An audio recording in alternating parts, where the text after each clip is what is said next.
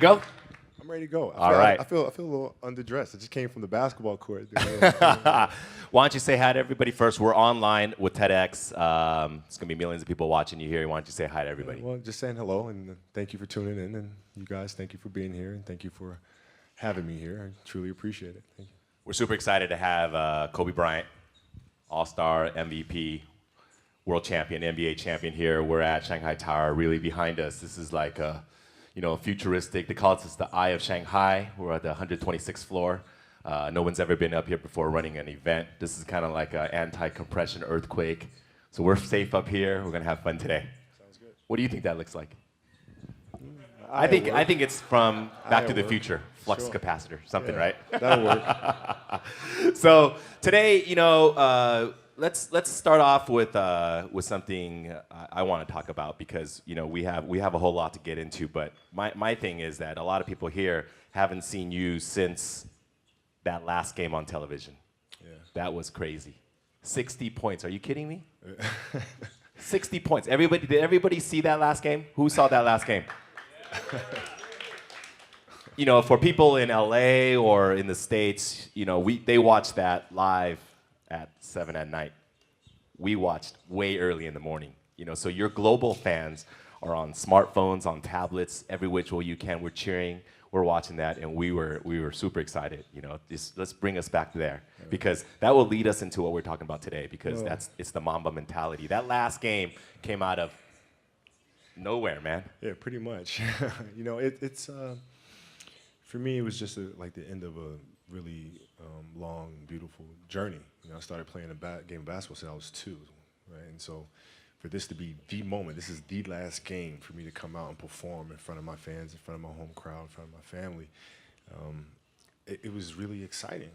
It wasn't any pressure, it wasn't sad or anything like that. It was like, this is awesome. Let's go out here and put on a show one more time. You've been doing this for 20 years. I'm sure you don't get nervous. Were you nervous before this game? No, I wasn't nervous. I was excited. Like I was ready to go. Mm-hmm. I was ready to go. And I saw my family right before we ran out in the court, and I looked at my wife and our kids, and I just asked my kids. I said, "Let's go put on the show one more time. Is that okay?" And they said, "Yeah." So we went out and put on the show. So it was fun. It wasn't any nervousness or anything like that. First shot didn't go in. Second shot didn't go in. Yeah. Third shot didn't go in. Yeah. Fourth, fifth, and sixth. And then all of a sudden, buckets. Yeah. Well, boom, boom, boom, boom, boom. Well, I mean, it makes the journey worthwhile. You know what I mean? Because you go through moments where you have that adversity and you got to figure your way through it.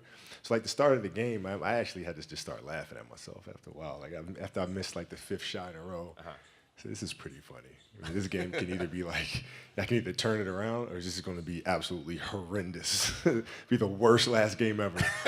So, from that point, I said, I'm comfortable. It's either going to be the worst last game ever or it's going to be the best last game ever, but I don't want anything in between. So that leads me to ask, because that last game, you've been doing something you've been doing since you were 4, 5 years old. It's not about the physical, because you've done this a million times. You've practiced the left hand, pull up mid-range, the right hand, pull up mid-range, the step back, the pivot, the reverse pivot, going at attacking different angles. You've been doing that. So it's not about physicalness because that's all ingrained. Was that last game fully just mental, just fighting through it and just say, look, I gotta do this? Yeah, it was, no, because I was ready to play. I was excited to play. Once the game started, it became the norm. It became reading defensive situations, positioning of my teammates, and just overall strategy and tactics. And it felt good to get back to that, because that's the part of the game that I enjoyed the most. The mindfulness of that game. Yeah, the fun of it's like a puzzle. You have to figure out what pieces go where, and that's the enjoyment in the game. I think that's where we're leading here today in our TEDx talk is the power of the mind.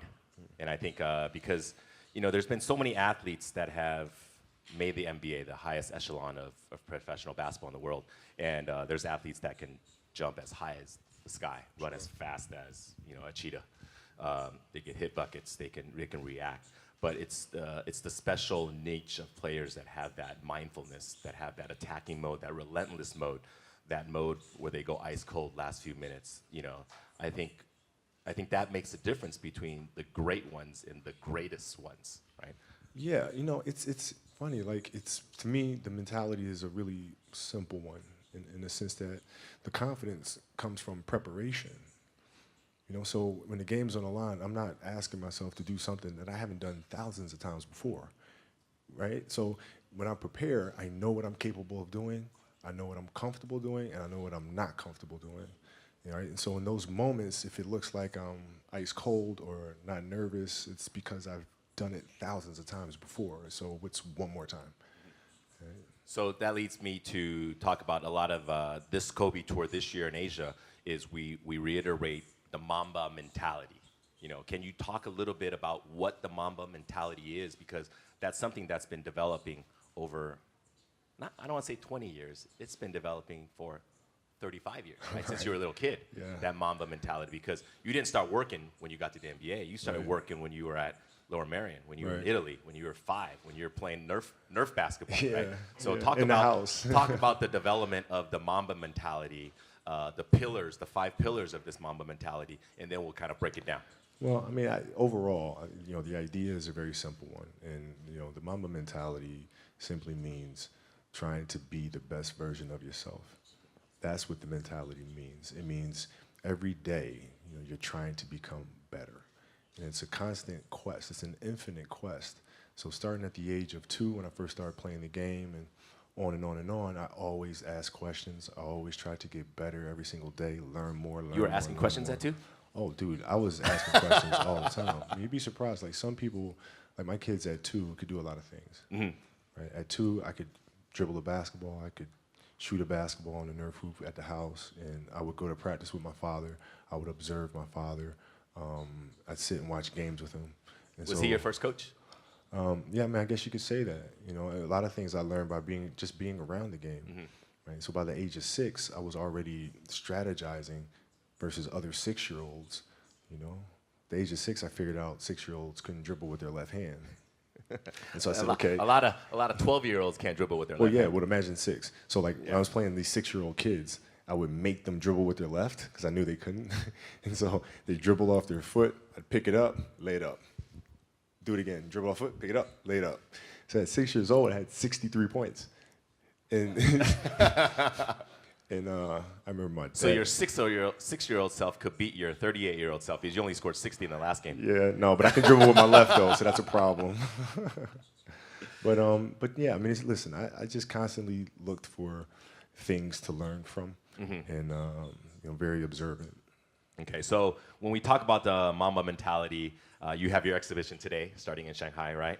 Mm-hmm. Also, we've been talking about this whole tour with young kids that are 5, 10, 15, 20. We just did a Kobe Academy right now. We talk about being passionate, being obsessive, being relentless, being resilient, and being fearless. These are the 5 pillars of the Mamba mentality. So we'll kind of break that down today. Sure. The first one is to be passionate. What is that? Is there a moment where you can define your passion for the game, or was it just something accumulated over time? Well, I mean, the passion came from the love for the game. I loved everything about it, like the smell of the ball. You love the smell of the ball? Yes, the ball. The smell of like brand new sneakers and like the sound the ball makes when it hits the ground.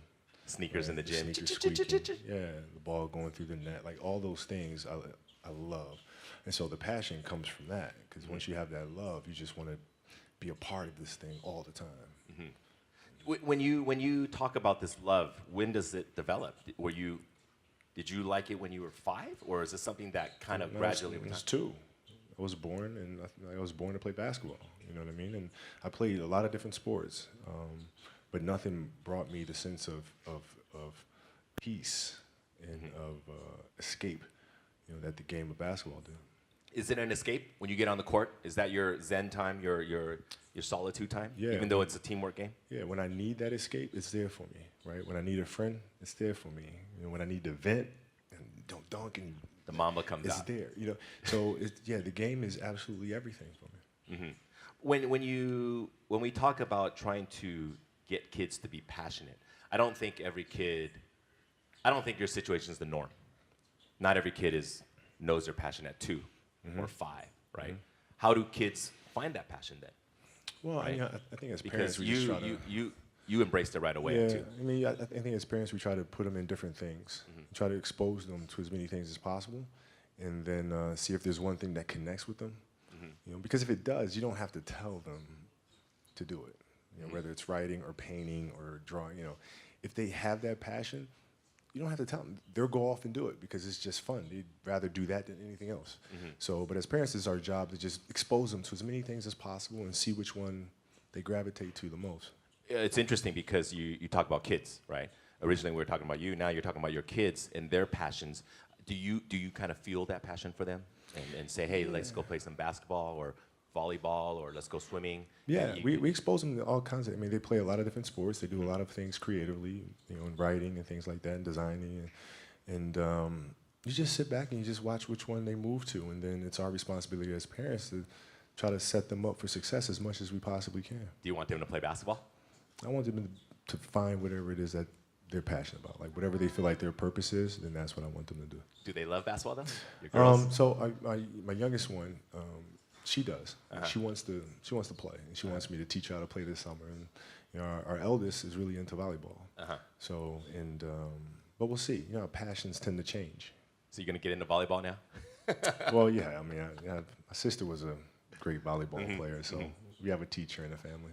Is there one moment where you can say it defined your passion for basketball? Is there a story or moment when you said, "Damn, that was it. That was like when I felt really passionate"? No, it doesn't. It never leaves. It never leaves. Like you know, the game is just a part of me. So it never leaves. Even now that I'm retired, you know, everything that I've learned from the game of basketball, I've carried it over into life. You know, like basketball's helped me be a better person, a better friend, a better How so? father. Well, because there's life lessons that are within the game, like communication, like unselfishness, like attention to detail, and empathy and compassion. Like all those things are in the game. And as an athlete, if we are aware of those things, it helps us become better human beings. And you can apply that toward your post basketball days, your retirement, into your business world, your future ventures. Sure. I mean, you can apply. You know, I was applying that even while I was playing, just in life outside of the game, and even more so now. You know, in building a business and all these things. You know, the kind of culture you want to have. You know, all those things are directly learned from the game of basketball for me. Next up is the next pillar: be obsessive. Obsessive. That's I think a lot of people equate that with you. You know, Kobe is obsessive in a lot of things. Yeah. We've been doing this for what, 8 years now, Asia tour. You know, I've been with you for a long way. The one moment that stands out of we've done, I don't know how many done. We've done what, 800 events. The one time was 4 a.m. We went out to practice at 4 a.m. And that was your idea to do it. But and then, you know, all these Nike people are like, no, let's not do that. And then you're like, let's do it at 4 a.m. So you got security, you got brand marketing, sports marketing going, no, let's not do it. You're like, let's do it. Because that's your obsessiveness, right? I mean, to me, it just makes complete sense. Not to us. But I don't, like, okay, so. See, all right. Usually, I'm sleeping at 4 a.m. You're working out. So Well, talk about that. Okay, so if your job is to try to be the best basketball player you can be, right? To do that, you have to practice, you have to train, right? You want to train as much as you can, as often as you can. So if you get up at 10 in the morning, train at 11, right? 12, say 12, train at 12, train for 2 hours, 12 to 2. You have to let your body recover, so you eat, recover, whatever. You get back out, you train, start training again at 6. Train from 6 to 8. Right? And now you go home, you shower, you eat dinner, you go to bed, you wake up, you do it again, right? Those are 2 sessions. Right? Now imagine you wake up at 3, you train at 4. You go 4 to 6, come home, breakfast, relax, blah, blah, blah. Now you're back at it again, 9 to 11, right? You relax, and now all of a sudden you're back at it again, 2 to 4, and now you're back at it again, you know, 7 to 9. Look how much more training I have done by simply starting at 4, right? And so now you do that, and as the years go on, the separation that you have with your competitors and your peers just grows larger and larger and larger and larger and larger. And by year 5 or 6, doesn't matter what kind of work they do in the summer, they're never going to catch up because they're 5 years behind. right? So it makes sense to get up and start your day early because you can get more work in. Is that genetic? Or is that something you ingrained and trained yourself? No, it was Who just taught you that? For me. It was just common sense. Like I can if I start earlier, I can train more hours, and I know the other guys aren't doing it because I know what their training schedule is, right? So I know if I do this consistently over time, the gap's just going to widen and widen and widen and widen and widen, and they won't be able to get that back. Mm-hmm. So to me, it was just common sense and like thinking, how can I get an advantage? Oh, start earlier. Yeah, let's do that. When did you start doing that? Man, like high school. My first class in high school was 7:45. I used to get to the gym around 5 a.m. and I'd play before school. Mm-hmm. And then school would start. Who's playing with you at 5 a.m.? My coach. So my coach would show up and we'd do all these basketball drills. Mm-hmm. Right? So just you and your coach? Just me and my coach. And sometimes it would just be me and the janitor, and who's still there today. And then I play at lunchtime. That guy should get a medal. I hooked him up with a few things. But I play during lunch and then practice after, and then go home, do my schoolwork, and then watch a bunch of game film and games on TV and study film. Was that the only thing you've been obsessed about, basketball? Well, until recently, yeah. Basketball had dominated, my entire life for more than 30 years. When I brought it up, like, is it genetic or you just learned it? I mean, how did that idea even come up? Because that's obviously a pillar of Mamba mentality, the obsessiveness. This is just, like you said, I'm going to get up at 4, everybody's get up at 6. If everybody's going to get up at 4, I'm going to get up at 2. Right? How do you develop that, or where do you learn that from? Well, I think it's just a matter of what's important to you. Mm-hmm. And what's important to you for whatever reason. I felt like I didn't feel good about myself if I wasn't doing everything I could to be the best version of myself. Mm-hmm. If I felt like I left anything on the table, it would eat away at me. I wouldn't be able to look myself in the mirror. Right? So the reason why I can retire now and be completely comfortable about it, because I know that I've done everything I could to be the best basketball player I could be. Mm-hmm. And so that's where it comes from for me. You can't leave any stone unturned. Because, we do all these events, and like today we just did one. You guys weren't here. We were just at the Kobe Academy. Mm-hmm. We just had all these kids, 24 best high school basketball players in China playing basketball, running 5-on-5, running all these drills. And then at the end, we had this little game where all they had to do was run this drill called 17s. 17s is really simple. 1 minute, you got to run 17 times from sideline to sideline. It's tough. It's tough. You got to run it in 1 minute. If any of you have been playing basketball in high school, you know what I mean. It's a killer. It's all it is just grit. It's just, let's just run. And then this kid, we're running, and this is for media. We got the media on the side, and if they ran, they get a pair of Kobe shoes. So, it's for fun. But I warned them. I warned them. I said, if you guys run the 17, everybody gets a pair of shoes. If you don't touch the line, you get nothing. So everybody touched the line. So this is where Kobe gets his obsessiveness. So we're sitting there, everybody's kind of happy. We're thinking, they're going to run the lines. We're going to have a presentation for the shoes. And the kids are running. They've been running for 2 hours. Running. This one kid misses the line by like half inch. No, it wasn't even a half inch. It was like about that much. He misses the line. Kobe's like, stop. We had to stop everything. And he's like, nobody gets shoes. And all these kids are like, oh, they're mad at the kid. Yeah. They're like, touch the line. All you gotta do is touch the line. That's it. It was this much. Touch the line. And Kobe's like, no, nobody gets shoes. You guys sit on the sideline. And then Kobe made this kid run suicides, which is another drill. Baseline, free throw line, baseline, half court, baseline, opposite free throw line, baseline, and back. 3 in a row. 3 times. You had to run 3 of them. Yeah. But the best part was, the last one, Kobe ran with this kid. He ran with this kid, okay? Yeah, it's awesome. He ran with this kid, and there's 1.1 million people are watching online. Crazy. He ran with this kid. This kid was dry heaving. He was about to die. Yeah. But you're lucky he didn't die. No, it wasn't. He wasn't gonna die. But the important thing to understand is you can't shortchange yourself. Like you're not cheating anybody but yourself. Right? I mean, you're tired. You're literally this far away from the line. Why would you not go that extra to touch the line?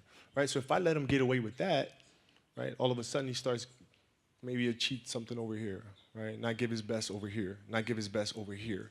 And as years go on, he's going to be he's not going to reach his full potential because he's been taking these little shortcuts that just add up. And you can't let that happen. Our job as teachers, as mentors, as inspirers, it's our responsibility to hold them accountable to those things. The funny part is we were just talking about this kid. We were in the back, and Kobe's like, I bet you that kid will never, ever miss the line again. Yeah. It's not going to happen. It's not going to happen. Because of that one moment. Yeah. So that's you being obsessive, but teaching obsessiveness, because that's what you got to be, right? You have to be obsessive to get to that level in everything you do. Details, don't waste time, do it right, perfection. Yeah, I mean, it's really simple. It's like whatever you're doing at that moment is what you're doing at that moment. You know, it's like that's where the obsessiveness is having attention to detail for the action that you are performing at the time you're performing it. And if you can have that kind of focus, you can't help but to have a certain level of obsession or attention to detail. Moving on to the third pillar is to be relentless. That we know you for. You know, we see you on TV being relentless. First quarter, second quarter, third quarter, fourth quarter, attack. Never letting your teammates slack off. Attack. How do you get that? Talk about what is the meaning of relentlessness to you? Well, it's to never to be unyielding. Mm-hmm. You know, never give an inch to anybody. Never, like you're always going after it, always going after it. And if there's a challenge that ensues, oh, good, I want to see how I stack up to that. So you go after it, and it's just it's fun. It's like you get a chance to compete against opponents, and you get a chance to see where you stack up against them. It's like I want to see. Maybe I'm not good enough today. If that's fine. I'll be good enough the next time I see you, though. You know, and you get a chance to always measure yourself, and it's just fun to do that. So I guess that's where relentlessness comes from. Is it something that's also learned or ingrained, or is it something you kind of learn over time? Because these things that we talk about in the Mamba Mentality, you know, for you, it's second nature. Mm-hmm. It's not for a lot of people, right? A lot of it is trained, or it's not God-given. No, I had to learn it as well, though, because I had a year of playing. Like when I played basketball in Italy, I was taller than everybody else and faster, like the age of 11. Right? And I came back to America to play basketball, and it was not the same thing because kids were bigger, stronger. And so I went through a summer of playing basketball in America where I didn't score 1 point. Mm-hmm. It was one league, I didn't score 1 point, and it was devastating. But I had to, no, I'm not giving up. It's not going to happen. So you bounce back and you keep playing, you keep practicing. But I mean, it wasn't handed to me. You didn't score 1 point? Not one. I mean, not even a free throw. And you were 0. You were how old? 11. 11. Were you playing against 25-year-olds? No, I was playing against 11-year-olds. No, I was playing against 11-year-olds. That's hard to believe. Wow. I know. But I was playing against 11-year-olds, and I didn't score 1 point. And then did it hurt you? Were you? Well, yeah, it was very embarrassing because my father was a Philadelphia basketball legend. Mm-hmm. My uncle was a Philadelphia basketball legend, mm-hmm. and now here I am, this kid with like these really big knee pads, and I'm walking around and I can't score anything. So it was like really embarrassing. That drove you? Of course it did. And I vowed to be much, much better. So you live for those moments where you're embarrassed, when you're down, people kick you, don't let you score. Those are the moments that drive you. Well, I mean, those are the moments that occur, right? So whatever moments occur, good, bad, or indifferent, I can use those moments to propel me forward, use those as fuel to help me be a better player. Is there a moment in your NBA career where you felt like you didn't hit that mark and that was a huge transition for you? Yeah, I always felt like I missed marks in the league.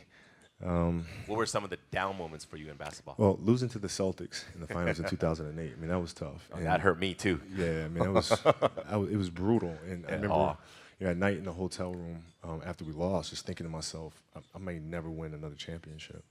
Like I might have just Like, this is it. It's too hard to get back here. Maybe it's not in the cards to win another one. And so I go through that night of being mad. And then the next morning I wake up and I start thinking, nah, I got to fix this. So where did it go wrong?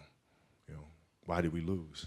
Right? We weren't tough enough. Okay, we weren't tough enough. Whose responsibility is that to make the team tough? It's mine. All right, so now I have to start figuring out how I'm going to lead this team differently so to make sure that when we get to the finals the next time, we're tough and ready for this challenge. And, you know, that's how you bounce back from those moments. That was 2008. 2008. Right? 2008 against the Celtics, and I mean, all of Laker Nation was hurt especially because it was against the Celtics. Right? It was painful. Celtics. You can't lose. Celtics, come on. God. Celtics? Well, you know. Because also that was their like 17th, right? Yeah. For their organization, and the Lakers. We don't talk about that. Yeah. And then you bounce back the next year against Orlando. Orlando, right? beat Orlando, then got our revenge against the Celtics in 2010. Did beating the Celtics feel better than beating Orlando? Oh yeah. Oh yeah. Yes, yeah, oh yeah. I mean, I grew up such a Lakers fan, and so like the Lakers and Celtics rivalry. You just hate them. Everything. Yeah. Oh, like, you hate them. We can't. There's just no way I can be on a Lakers team that loses to the Celtics twice. No. You know, it's a funny thing no. because in Asia, me being here in Asia too, a lot of fans are fans of a player, and they love that player, and subsequently they love that team that player plays for. Mm-hmm. But growing up in the States, if you grew up in Philly, you were a Sixers fan. Right. And then if you grew up in LA, you were a Lakers fan. Right. You were also a Dodgers fan. And at the time, you were a Rams fan. You affiliated with your city. Right. And then the city that you hated was your arch enemy. So right. if you're a Laker fan, you just hate the Celtics, and you hate every team. Yeah. Every team that loses them. You root for every team against the Celtics. No question. Yeah. The enemy of my enemy is my friend. Yeah, you just want to see them do bad. Yeah, just do bad. And then if you were a Dodger fan, you just want to see the Giants lose, right? Right. So right. It's not necessarily good karma, but yeah, it's not. But when you lost to the Celtics and you beat them again, that moment, that's relentless because you coming back, and you had to come back and beat them on their court. Can't give up. And then was that a big moment for you beating the Celtics? It was huge, because I've seen us as a team grow so much from 2008. Powell, Lamar, all our guys, like how much we have grown since the last time we faced this team, and I couldn't be any more proud of them. It wasn't even about me. It was about sitting back and watching us as a group, and we just accomplished this amazing thing, and now we can all enjoy it together. So, moving on to the next pillar is to be resilient. I remember this time last year you came, and we did a premiere for a movie you did, Muse, mm-hmm. And a big part of that movie was talking about your injury and coming back mm-hmm. to be resilient. Take us back to that day against Phoenix, right? When you injured your Achilles. It's Golden State. Oh, it was hard, man. Because the Achilles injury is the worst injury for an athlete. It's like the worst. It's like the kiss of death. And when I ruptured my Achilles, I knew what happened. I knew the severity of the injury, and I didn't know if I was going to come back from it. Yeah, in the locker room, you were crying. Yeah, I mean, I didn't. Like, this is it. Like, my career could be over right now. So how do you get back from that? Because, when you talk about injuries, people sprain their ankles, dislocate your fingers, but Achilles, people don't come back from that. Well, athletes don't come back from that to the level they were before. Yeah. How do you get that resilience? How do you fight that? Well, what I did is, I went home and I was just really angry, and angry. I was angry. I was mad. I was angry. I worked so hard for us to get to the playoffs and to have a chance to win another championship, and then this happened. So I had a lot of anger. And then from the anger, then I was sad. And then you start feeling bad for yourself. And then you say, all right, okay, I'm done being a baby. Okay, what am I going to do now? Because I can't sit here and give up. That's not an option. So now what? How long was the cycle from this anger? This is one night. One night? This is one night. It's one night. It was because you started writing in the middle of the night, right? You wrote that. You wrote that. And then it was okay. What are we gonna do? So it was one night. But then then you start it's a process. You look at process. What am I going to do? What can I control? Surgery, we'll do the surgery. Come out of the surgery, recover.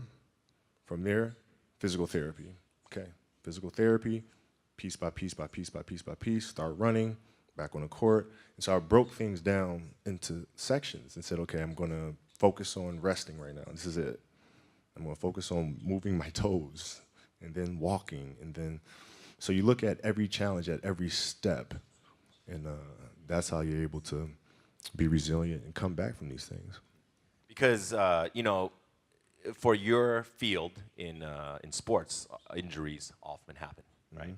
And to come back. But, for most everyday people, it's something that they can't fathom because they don't have that type of resistance that they have to face, right?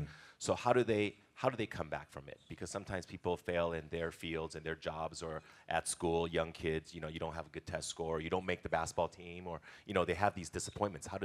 What is your advice to young kids to face this adversity? How do you persevere? Well, if you, because you have that chemical makeup to fight through it. Yeah. Not all kids do. But every kid, every person has the ability to put one foot in front of the other. One step at a time. Right? So if you're saying, okay, I'm going to climb Mount Everest, you're at the bottom of the mountain and you look up and you're going, I'm not going to climb Mount Everest, right? But if you break it down into sections and you just one foot in front of the other, one step at a time, next thing you know, you're at the top of the mountain. So the map, the plan is to set short-term goals. Yeah. And to get there, A to B, B to C, C to D. Coming back from my Achilles, I came back from the Achilles, and I was fine. And then the next year, I fractured my knee. Right? It's like, oh, here we go again. Come back from that next year, tear my shoulder. Here we go again, right? But if I looked at those things in totality, it'd be depressing. But if I look at it as just the facts, this is it happened. Can't do anything about it. It happened. Now what are you gonna do? One step at a time. Achilles, knee, shoulder, any step of the way you said, screw it, forget it, done, no more. No. Never. No. Well, no. But why? Right? Because as time goes on, I'm sitting there, 70, 80 years old, and I'm going to be wondering if I could have come back from this injury. I don't want to wonder. I want to find out. We got to get to that 60-point game. I want to see, man. We got to get to that game. Yeah. If the critics are out there saying he's done, he'll never come back. Well, maybe you're right. Maybe you're not. But let's find out. We got to get there. We got to get there. Last one, to be fearless. That's something that I think every young adult, young kids, they face their fears, right? What does that mean to be fearless? Why is that such an important part of the Mamba mentality? Well, because I think the greatest fear that we face is ourselves, actually. I think it's not anything that's external or anything that's superficial. I think the greatest fear you face is yourself, because we all have dreams, and it's very scary sometimes to accept the dream that you have, and it's scarier still to say, okay, I want that. It's scary because you're afraid that if you put your heart and soul into it and you fail, then how are you going to feel about yourself, right? So being fearless means putting yourself out there and going for it, no matter what. Go for it. Not for anybody else, but for yourself. When you got to the league, you were 18. Did you have any fears before getting there, or when you got there right away? Yeah, I had fears that everybody was going to be right. I made a poor choice, poor decision. Jump from high school to the NBA. And I wasn't going to amount to anything. So that was always in the back of my mind, for sure. And then, so out of these 5 pillars, which one do you think comes first? Being passionate, being fearless, relentless, resilient, or they just come together? This funny thing is, we created these separate pillars, but the reality is it's all one thing, because it all comes from within. It all comes from within us. We all experience these things at different stages and different points, different times. The key, I feel, is just to be aware of those moments as they occur. Right? You're aware of a certain fear or a certain obstacle or challenge, right? You're just aware of those things, and then from there you can navigate through them. But I look at them all as one connecting thing. Because I think being fearless, this last one sticks out in my mind a lot because, being in Asia, Asian kids, a lot of times they're a little bit more boxed in thought, in mentality, as opposed to Western kids. Western kids, a lot of the family, the environment, ever since a young age in school, it's preaching independence. Speak your thoughts, be creative, independent. A lot of that, it's also reiterated by teachers, principals, mothers and fathers and aunts and uncles and coaches is to bring name to yourself and to be independent, to be out there and go on your own. But in Asia, a lot of the cultures, whether it's Chinese, Japanese, Korean, it's don't go out there and do crazy things. Don't go out of your comfort zone. Make your family proud. Don't bring other people attention. Just do your thing, do it well, but don't bring attention. And I think a lot of kids are fearful of going out of this box, right? Is there advice for these kids? Because a lot of times it's a cultural difference, Sure. right? How do they put themselves out there when? I think, listen, it's very simple. You have to dance beautifully in the box that you are comfortable dancing in, right? So like everybody's box is different. My box was to be extremely ambitious within the sport of basketball. Your box is different than mine, right? Every kid here has their own box, but it doesn't mean that your box isn't as beautiful as mine, right?